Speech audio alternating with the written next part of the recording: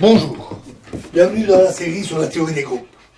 Alors jusque vers 1800 environ, la géométrie dite élémentaire est restée à peu de choses près ce qu'elle était dans l'Antiquité, tant dans sa substance que dans ses méthodes.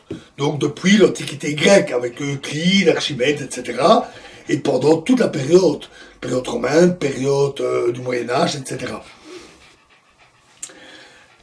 L'invention de la géométrie analytique ayant à peu près exclusivement servi à prolonger le champ d'action de la géométrie classique dans les directions de la géométrie algébrique et de la géométrie différentielle.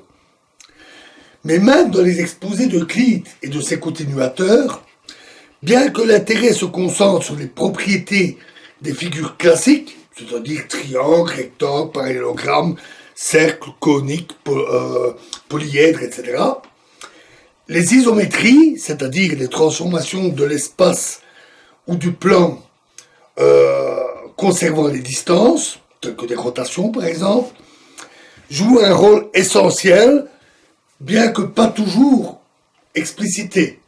Mais elles sont là, sous-jacentes à beaucoup de raisonnements. Le fait qu'elles forment un groupe était implicitement utilisé, bien avant que la notion abstraite de groupe ne soit dégagée. À partir de 1800 environ, avec le développement de la géométrie projective, on commence à distinguer parmi les notions géométriques, les notions géométriques d'invariance, celles qui sont de nature descriptive, de celles qui sont qualifiées alors de métriques. Les premières restant invariantes par des transformations beaucoup plus générales, à savoir celles qui transforment linéairement les coordonnées cartésiennes. Par exemple, dans le plan, au point XY, la transformation fait correspondre x', y' avec x' égale ax plus by plus c, y' égale a'x plus b'y plus c'. A, B, C et A', B', C', définissant la transformation linéaire. C'est ainsi que dans une telle transformation, une médiane d'un triangle se transforme dans le triangle image, sous la transformation, par la médiane de ce triangle image. La notion de médiane est donc descriptive. Au contraire, la hauteur d'un triangle n'a pas cette propriété. Elle peut être modifiée par la transformation. La notion de hauteur est donc métrique. Avec Felix Klein et son programme d'Erlangen en 1872, cette distinction s'est précisée et le concept même de géométrie a reçu une définition générale, beaucoup plus générale, permettant d'englober la géométrie classique, dite euclidienne, la géométrie projective, la géométrie conforme, les géométries non euclidiennes, géométrie sphérique, hyperbolique, riemannienne, etc. Une géométrie est l'étude des notions et des propriétés qui restent invariantes par un groupe donné de transformations. De fait, la géométrie, après Klein, est devenue essentiellement l'étude de ces groupes, les propriétés des figures classiques passant au second plan. Elles dérivent des premières. Plus généralement, dans toutes les parties des mathématiques où intervient un espace homogène G sur H, ou, ce qui revient au même, nous l'avons vu, un espace dans lequel un groupe G opère de manière transitive, un principe fécond est de ramener l'étude à celle du groupe G. Le groupe G et ses propriétés définissent l'espace et ses opérations sur cet espace.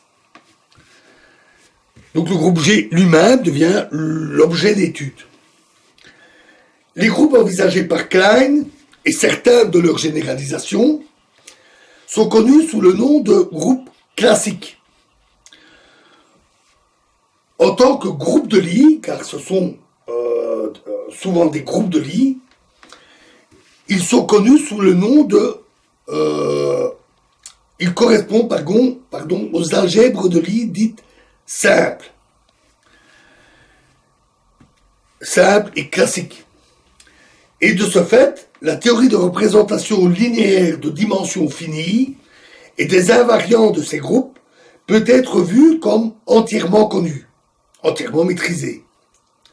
Ce qui, en un certain sens, permet de considérer les géométries correspondantes comme essentiellement achevées et ne représentant plus aucun problème digne de recherche mathématique. Il faut bien sûr les connaître, pour connaître la suite, mais plus réellement de nouveautés au sein même de cette discipline restreinte aux géométries.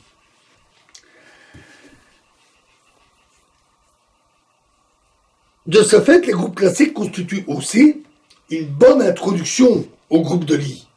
Comme je vous l'ai dit, je ne verrai pas dans cette série les groupes de Lie, et je vous renvoie à la série de la physique des particules, où il y a toute une partie sur les groupes de Lie que vous trouverez facilement dans la playlist.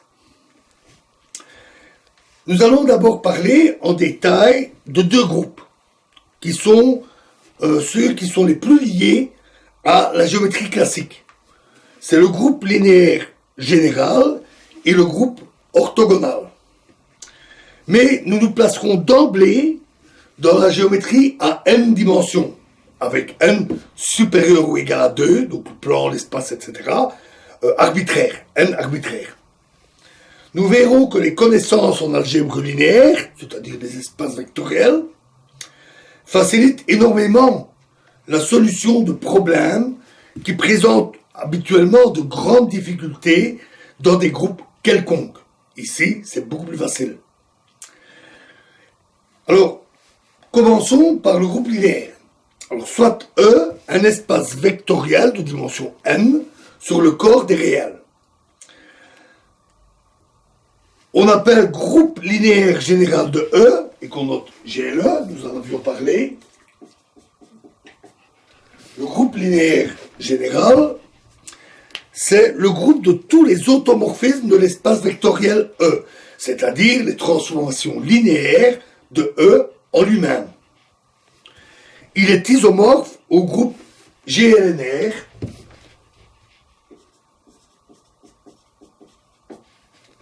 de toutes les matrices inversibles d'ordre n, donc de dimension n, sur les réels. Toute transformation de E peut se décrire, si on utilise des coordonnées cartésiennes, peut se décrire par une telle matrice. La multiplication de matrices correspondant à la composition de deux transformations linéaires. L'application de U, où U est une des matrices ou transformations, en dite U, c'est-à-dire le déterminant de la matrice, est un homomorphisme de GLE sur R star, c'est-à-dire le groupe multiplicatif des nombres réels différents de 0. Différents de 0, puisque le déterminant ne peut pas être nul, puisque ces matrices sont inversibles. Le noyau, noté SLE ou SLNR, le noyau de cet homomorphisme, c'est-à-dire toutes les matrices qui donnent de l'image et le neutre dans le groupe R star, c'est-à-dire 1, est appelé groupe unimodulaire ou groupe linéaire spécial, d'où le S. C'est le groupe de toutes les matrices inversibles d'ordre n sur R et de déterminant égal à 1. C'est-à-dire les transformations qui préservent les grandeurs des vecteurs et aussi pour lesquels il n'y a pas d'inversion comme dans un miroir. Donc un réseau à triplet de vecteurs gauche reste sous une transformation à triplet gauche.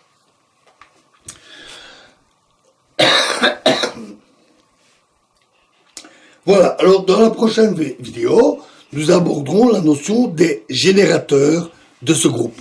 Je vous remercie.